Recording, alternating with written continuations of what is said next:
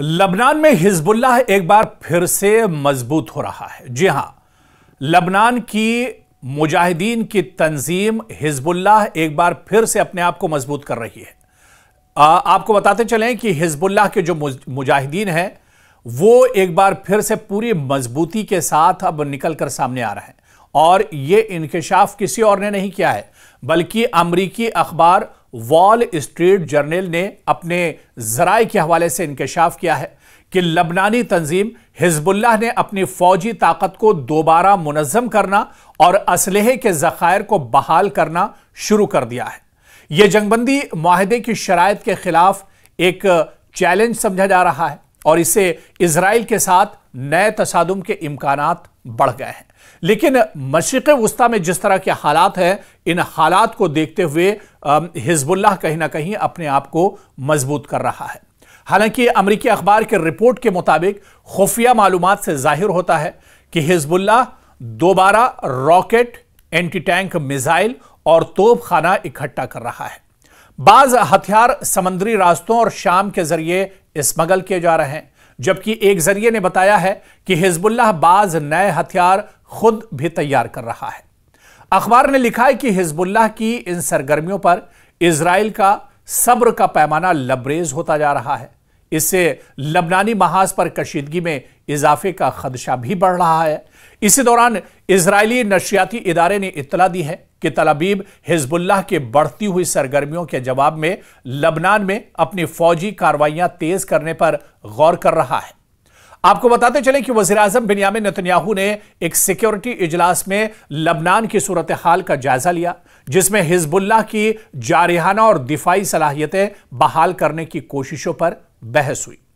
आप देखिए कि इजरायली जराए के मुताबिक हिजबुल्लाह जुज़वी तौर पर अपने अस्करी ढांचे की बहाली में कामयाब हो चुका है, जो मौजूदा सिक्योरिटी मुआहदे की सरीह खिलाफ वर्जी है। ये दरअसल इजराइल का मानना है और ये दरअसल अमेरिका का मानना है, क्योंकि बाज़ ज़राए ने बताया है कि गुज़िश्ता चंद माह में हिजबुल्लाह ने शाम से लबनान के अंदर दर्जनों मुख्तसर फासले तक मार करने वाले रॉकेट स्मगल किए हैं और अपनी क़यादत को असर-ए-नौ मुनज़्ज़म कर रही है। दरअसल अब यहां पर अगर हिजबुल्लाह मजबूत होता है या हिजबुल्लाह एक बार असर-ए-नौ फिर से यह तंजीम खड़ी हो रही है, तो इसका डर इजराइल को आखिर क्यों सता रहा है या अमेरिका इससे क्यों परेशान है?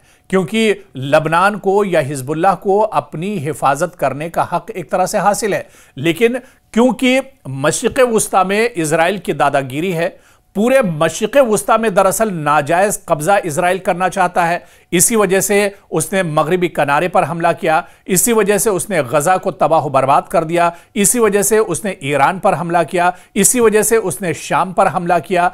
तो कहीं ना कहीं जो मशरिक़ वुस्ता में पूरी एक दादागिरी और नाजायज जो अपनी हरकतें हैं वो इजराइल एक तरह से अंजाम दे रहा है। और इजराइल का जो एक बहुत देरीना ख्वाब है, इजराइल का जो एक मकसद है ग्रेटर इजराइल का, उसको दरअसल अंजाम देने के लिए हमेशा इजराइल फिक्रमंद रहता है और बिन्यामिन नेतन्याहू दरअसल ग्रेटर इजराइल के ही मंसूबे पर काम कर रहे हैं। हालांकि लबनान से या हिजबुल्लाह से इजराइल का कोई लेना देना नहीं है, ईरान से इजराइल का कोई लेना देना नहीं है, मासूम जो फिलिस्तीनी है उनसे इनका कोई लेना देना नहीं है। लेकिन क्योंकि कहीं पर मशरिक़ वुस्ता में कोई हरकत होती है, किसी भी इस्लामी ममालिक में अगर थोड़ी सी हलचल होती है, तो सबसे पहले अगर किसी के कान खड़े होते हैं तो वो इजराइल है। और इजराइल ये नहीं चाहता है कि मशरिक़ वुस्ता में जो इस्लामी ममालिक हैं वो खुशहाल रहें, वहां पर अमन रहे, वहां पर पीस रहे, वहां के लोग अच्छी जिंदगी गुजार सके। और इसी वजह से आप देखिए, कभी ईरान, कभी हिजबुल्लाह, कभी हमास, कभी हुसी और कभी शाम, कभी सीरिया, इस तरह से तमाम ममालिक पर और तमाम इस्लामिक जो कंट्रीज हैं मशरिक़ वुस्ता के, उन पर इजराइल की नज़र एक तरह से बनी रहती है। और जहां पर हालात बेहतर होने लगते हैं, इजराइल एक बार फिर से नापाक हरकत करता है और अचानक इन मुल्कों पर हमले किए जाते हैं। आप देखिए कि लबनान को पूरे तौर से इजराइल ने मशरिक़ वस्ता में तोड़कर रखा है। हमास के चारों तरफ एक तरह से जो पाबंदियां हैं इतनी सख्त करके रखी हुई है कि दायरा तंग कर दिया है। इसके अलावा आप देखिए कि हुसियों के खिलाफ लगातार हमले करता रहता है। ईरान पर अचानक हमला करके ईरान को बहुत बड़ा धक्का देने की इजराइल ने कोशिश की थी, हालांकि ईरान ने इसका मुंहतोड़ जवाब दिया है। तो कहीं ना कहीं जिस तरह के हालात मशरिक़ वस्ता में बने हुए हैं और उसके बाद हिजबुल्लाह अगर अपनी तैयारी कर रहा है, तो अब इजराइल और अमेरिका के एक बार फिर से कान खड़े हो गए कि आखिर अब मशरिक़ वस्ता में लबनान या फिर अब हिजबुल्लाह आखिर करने क्या जा रहे हैं। आप देखिए कि जो खबर निकल कर आई है, इस खबर ने यह जानकारी दी है कि लबनान के अंदर दर्जनों मुख्तसर फासले तक मार करने वाले रॉकेट तैयार किए गए हैं और अपनी क़यादत को असर-ए-नौ हिजबुल्लाह एक तरह से मुनज़्ज़म कर रहा है। दूसरी जानिब लबनानी वज़ीर-ए-आज़म नवाफ सलाम ने कहा है कि मुल्क में असलहा सिर्फ रियासत के हाथ में रहेगा, इससे किसी तरह की कोई परेशानी हमारे पड़ोसियों को नहीं होनी चाहिए। उन्होंने इस मकसद के लिए संजीदा इक़दामात की तस्दीक करते हुए कहा कि यह अमल जारी रहेगा। उनका कहना था कि हम इजरायली जारिहत रोकने के लिए अपनी तमाम तवानाइयां इस्तेमाल कर रहे हैं और बैनुल-अक़वामी निगरानी कमेटी के जरिए इजरायली खिलाफ वर्जियों को रोकने की कोशिश में है। याद रहे कि जुनूबी लबनान में कई हफ्तों से कशीदगी में इजाफा देखा जा रहा है। हालांकि दिसंबर 2024 से बाज़ाब्ता जंगबंदी यहां पर नाफिज है, लेकिन फिर भी बीच बीच में इस जंगबंदी को इजराइल तोड़ देता है। इजराइल एक तरह से जंगबंदी को वायलेट करता है और अचानक हमले करता है, जिसमें बड़े पैमाने पर जानी और माली नुकसान होता है। अमरीकी और फ्रांसीसी सालसी से तय पाने वाले इस मुआहिदे के तहत हिजबुल्लाह ने दरियाए लितानी के जुनूब यानी सरहद से तकरीबन 30 किलोमीटर दूर से अपनी अस्करी मौजूदगी खत्म करनी थी और इस इलाके में असलहा रखने का हक सिर्फ सरकारी इदारों को हासिल होना था। इसी मुआहिदे में इजराइल को इन इलाकों से इनखला करना था जहां वो आखिरी जंग के दौरान आगे बढ़ रहा था।